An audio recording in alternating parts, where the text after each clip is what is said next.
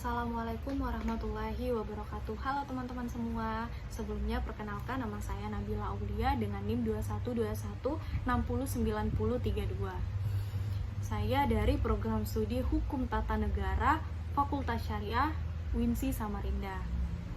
Di sini saya akan menjelaskan tentang kewenangan MK dalam pengujian peraturan perundang-undangan untuk memenuhi ujian tengah semester yang diberikan oleh Ibu Dr. Haji Siti Aisyah, SPD, SH, MM, MH dengan mata kuliah pengujian peraturan perundang-undangan.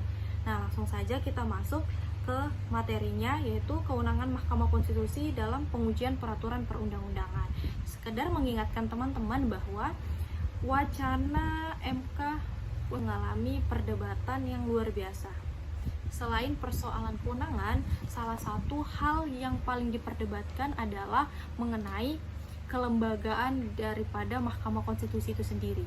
Di satu sisi, para perumus Undang-Undang Dasar tahun 1945 di perubahan ketiga mengatakan bahwa alangkah baiknya misalnya Mahkamah Agung dan Mahkamah Konstitusi itu disatukan dengan Mahkamah Agung. Ini artinya meniru apa yang dilakukan oleh Amerika Serikat, karena yang kita tahu bahwa Amerika Serikat tidak ada yang namanya Mahkamah Konstitusi, tapi kewenangan Mahkamah Konstitusi di berbagai negara itu dimasukkan ke dalam Mahkamah Agung. Nah, cuman kemudian ada beberapa ketika itu disatukan di dalam Mahkamah Agung. Misalnya kita tahu bahwa Mahkamah Agung itu menangani perkara yang sangat luar biasa banyaknya. Nah, bahkan ketika pembahasan Undang-Undang Dasar 1945, kan kita tahu Mahkamah Agung ini menangani perkara yang luar biasa banyaknya. Bahkan ketika pembahasan Undang-Undang Dasar 1945 mulai dari tahun 1999 sampai tahun 2002, puluhan ribu perkara menumpuk di Mahkamah Agung. Karena kondisi saat itu, maka para perumus Undang-Undang Dasar merasa bahwa alangkah baiknya kalau misalnya MK ini dipisah dengan Mahkamah Agung, karena untuk menyelesaikan perkara-perkara asasi maupun peninjauan kembali yang terdapat dalam Mahkamah Agung saja, Mahkamah Agung ini kewalahan, apalagi kalau ditambah dengan kewenangan untuk menguji undang-undang terhadap undang-undang dasar yang tentu jumlahnya akan semakin banyak, perkaranya akan semakin banyak. Karena perdebatan tersebut, maka diambil kesimpulan bahwa Mahkamah Konstitusi ini dibentuk sebagai lembaga tersendiri yang kedudukannya itu sejajar dengan Mahkamah Agung. Itu yang pertama. Lalu kemudian yang kedua yaitu Mahkamah Konstitusi ini diakui sebagai badan peradilan dalam lingkungan kekuasaan kehakiman. Ini bisa kita lihat dalam pasal 24, pasal 24A, maupun di dalam pasal 24C Undang-Undang Dasar tahun 1945. Jadi itu teman-teman sejarahnya secara singkat. Selanjutnya yaitu kemudian kita akan menelisik secara mendalam apa sih yang menjadi alasan pembentukan MK ini. Nah, ada alasan yang pertama yaitu bahwa Mahkamah Konstitusi merupakan implikasi paham konstitusionalisme. Paham konstitusionalisme merupakan paham yang menyatakan bahwa semua kehidupan bernegara, bahwa semua penyelenggaraan kekuasaan dalam suatu negara itu didasarkan dalam artinya bahwa tidak ada satupun peraturan yang bisa bertentangan dengan konstitusi.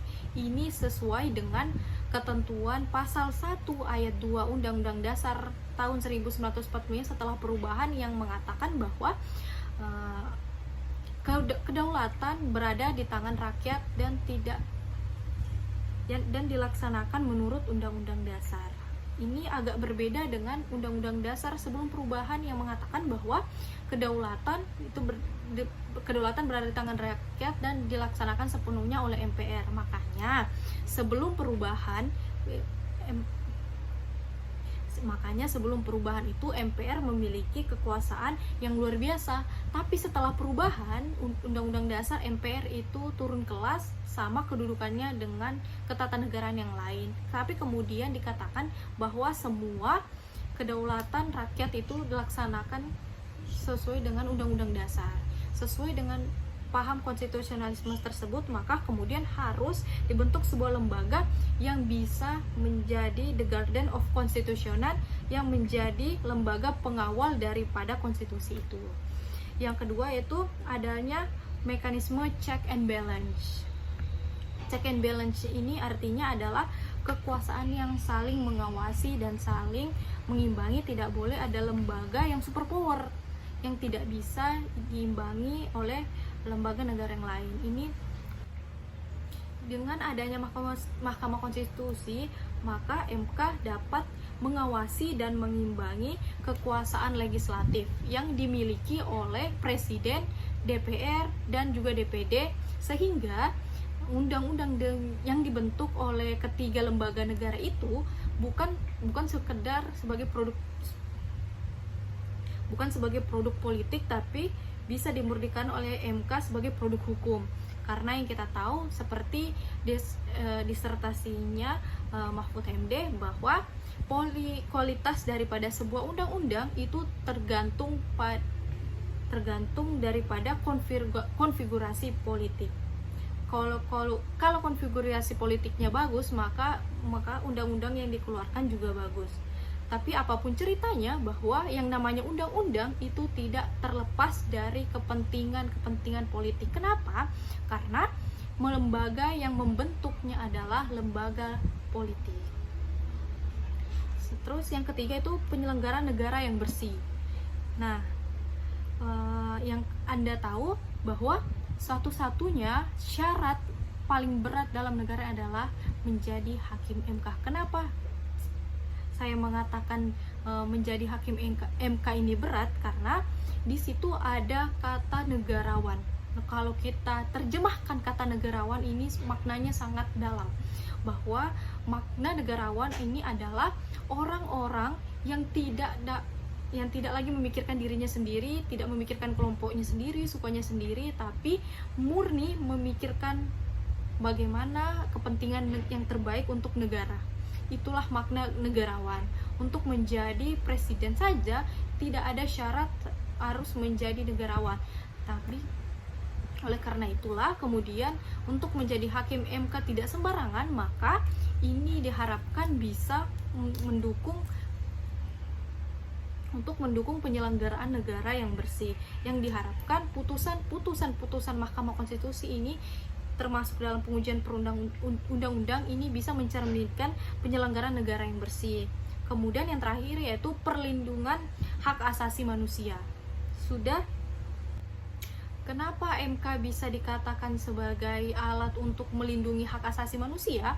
Karena legal standing atau kedudukan warga negara yang bisa menggugat undang-undang adalah ketika warga negara tersebut merasa bahwa keberadaan undang-undang tersebut bisa mengganggu atau berpotensi mengganggu hak asasi manusia, hak konstitusionalnya.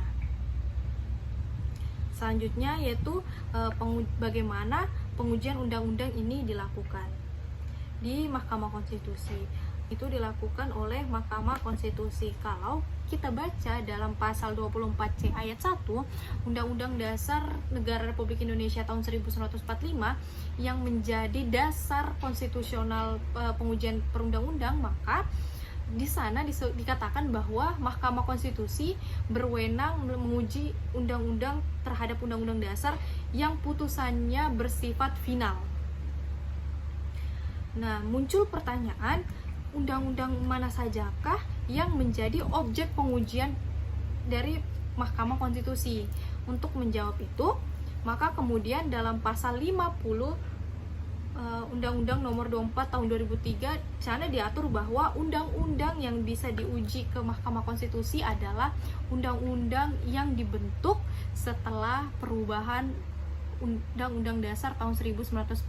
Kita tahu bahwa perubahan dasar itu dimulai dari tahun 1999 sampai dengan tahun 2002.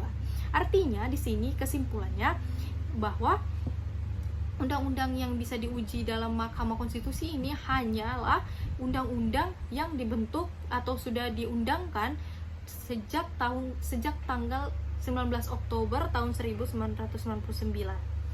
Hal ini kemudian memunculkan pro dan kontra.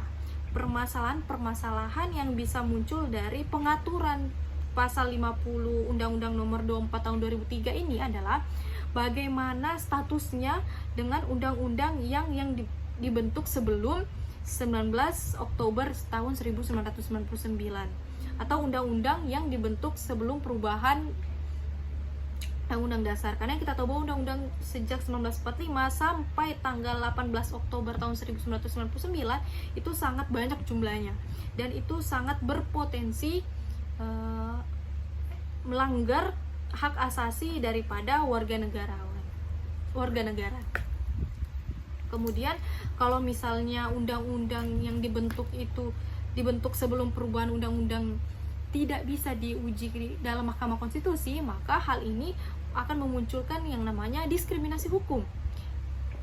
Selain itu juga, karena selain adanya diskriminasi hukum bisa memunculkan ketidakpastian hukum.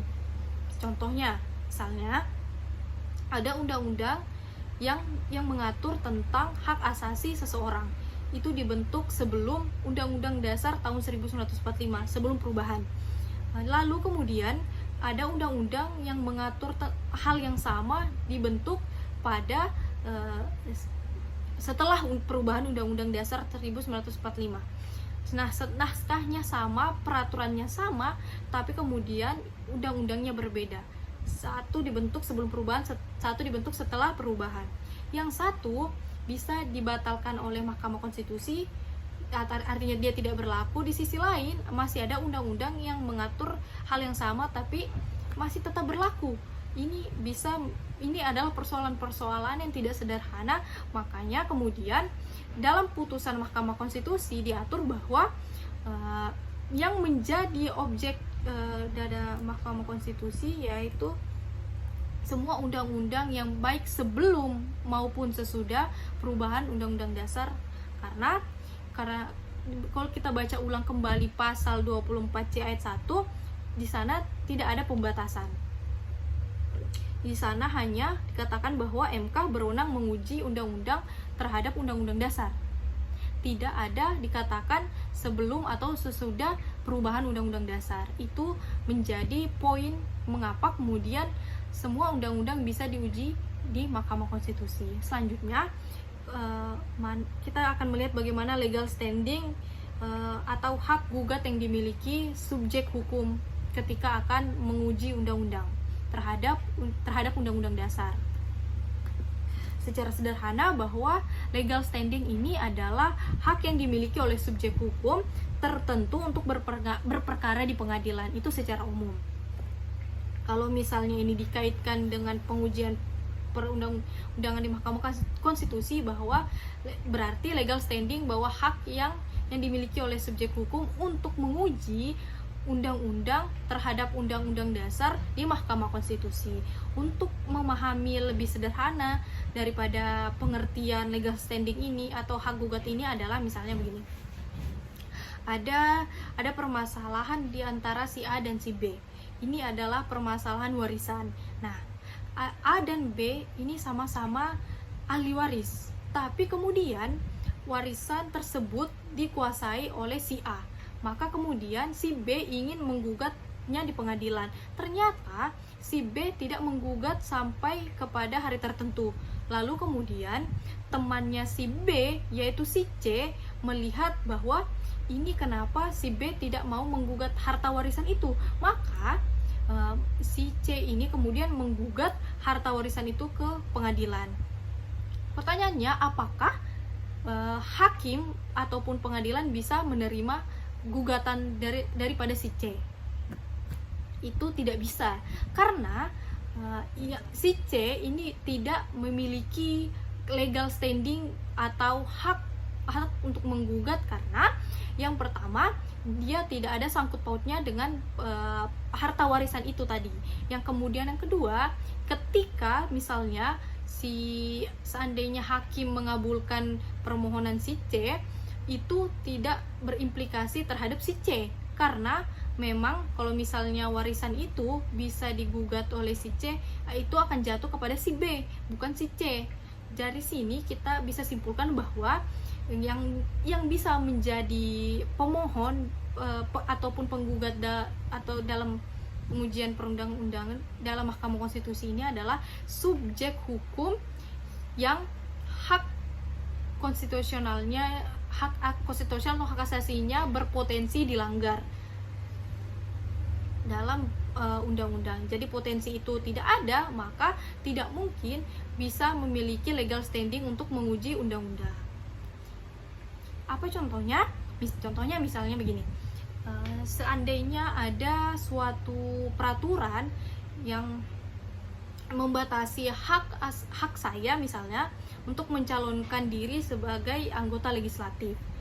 Nah, ternyata saya tidak setuju dengan pembatasan itu, karena menurut saya itu sesuatu hal yang inkonstitusional. Misalnya karena saya adalah karena saya adalah suku X tidak bisa menjadi anggota legislatif.